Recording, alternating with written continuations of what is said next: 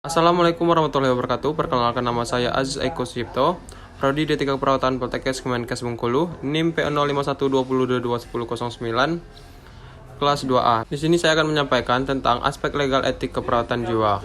Etik keperawatan, sudut pandang pada apa yang baik dan benar untuk kesehatan dan kehidupan manusia, mengarahkan bagaimana seseorang perawat harus bertindak dan berinteraksi dengan orang lain.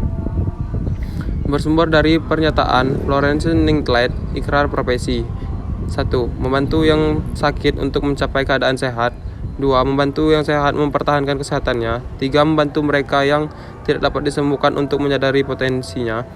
4. Membantu seseorang yang menghadapi kematian untuk menghidup seoptimal mungkin sampai menjelang ajal. Undang-Undang Nomor 29 Tahun 2004 tentang Praktek Kedokteran. Pasal 52. Pasien dalam pelayanan pada praktek kedokteran mempunyai hak mendapatkan penjelasan secara lengkap tentang tindakan medis, meminta pendapat atau dokter lain, mendapatkan pelayanan sesuai dengan kebutuhan medis, menolak tindakan dan mendapatkan isi rekam medis. Hak pasien jiwa secara umum, Satwa dan Laria 2001. Hak untuk berkomunikasi dengan orang lain di luar rumah sakit dan berpedensi, telepon dan mendapatkan kunjungan, hak untuk berpakaian, hak untuk beribadah, hak untuk dipekerjakan apabila memungkinkan, hak untuk menyimpan dan membuang barang, hak untuk melaksanakan keinginannya, hak untuk memiliki hubungan kontraktual.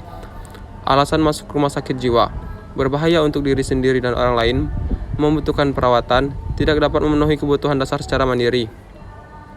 Istilah restoransi adalah aplikasi langsung kekuatan fisik pada seseorang tanpa atau dengan izin untuk membatasi kebebasan bergerak. Sesolution, pengasingan adalah pengurungan seseorang bukan keinginan sendiri dalam konstruksi khusus, ruang terkunci dengan sebuah jendela keamanan atau kamera untuk monitor visual langsung. Hierarki dalam membatasi pasien jiwa, Satwa dan Laria 2001 P174.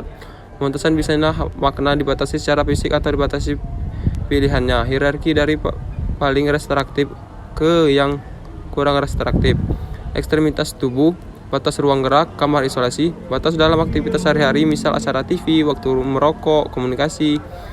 Aktivitas yang bermakna, misal akses untuk ikut rekreasi, pilihan keperawatan, kontrol sumber keuangan, ekspresi verbal dan emosional. Prinsip moral dalam praktek keperawatan: autonomi, benevolence, non-violence, justice, kejujuran, kesetiaan, dan kerahasiaan. 1. Autonomi. Setiap orang mempunyai kebebasan untuk memilih rencana kehidupan dan mengatur dirinya, menghargai harkat dan martabat manusia sebagai individu yang memutuskan yang terbaik untuk dirinya. Setiap tindakan keperawatan harus melibatkan pasien dengan berpartisipasi dalam membuat keputusan yang berhubungan dengan asuhan keperawatan. Benevolence merupakan prinsip untuk melakukan yang baik dan tidak merugikan orang lain, tidak menimbulkan bahaya bagi orang lain. Perawatan secara moral berkewajiban untuk menolong orang lain melakukan sesuatu yang menguntungkan dan mencegah timbulnya bahaya. 3. Non-malevolence dan kemaslahatan.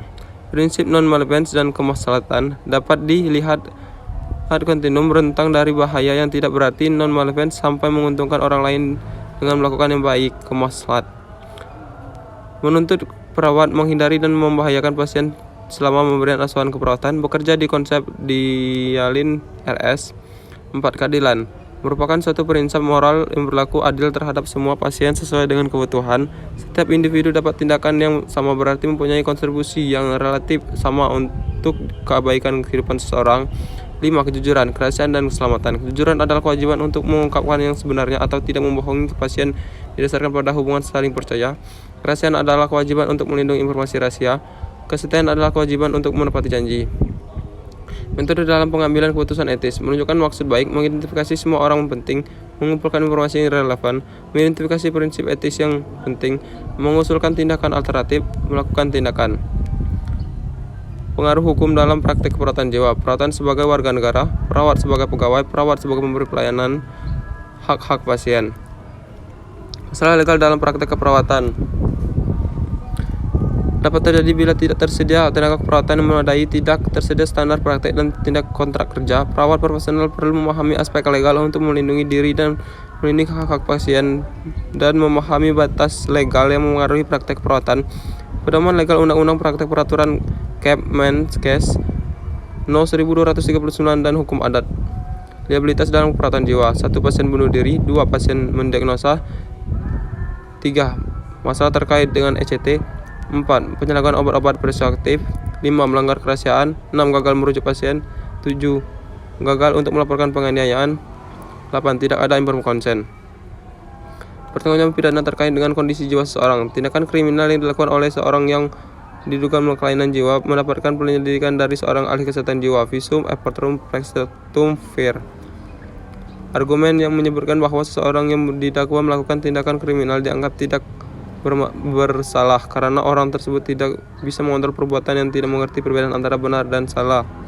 Sebagai peraturan M19, saat seorang tersebut memenuhi kriteria, dia dapat dinyatakan tidak bersalah karena memahami gangguan jiwa. Minimalkan liabilitas, ikut standar, berikan pelayanan keperawatan yang kompeten, hubungi empati, hormat dan bela rasa, dokumentasikan lengkap dan objektif dan dapat tepat waktu dan tepat tempat.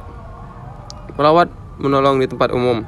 Standar keperawatan, pedoman praktek keperawatan yang aman dan tepat, menegakkan tanggung jawab mengacu pada pelaksanaan tugas yang dikaitkan dengan peran perawat. Tanggung gugat dapat diberikan alasan atas tindakan keperawatan yang diberikan atas diri, pasien, profesi, atasan, dan masyarakat. Sekian, terima kasih. Saya akhiri. Wassalamualaikum warahmatullahi wabarakatuh.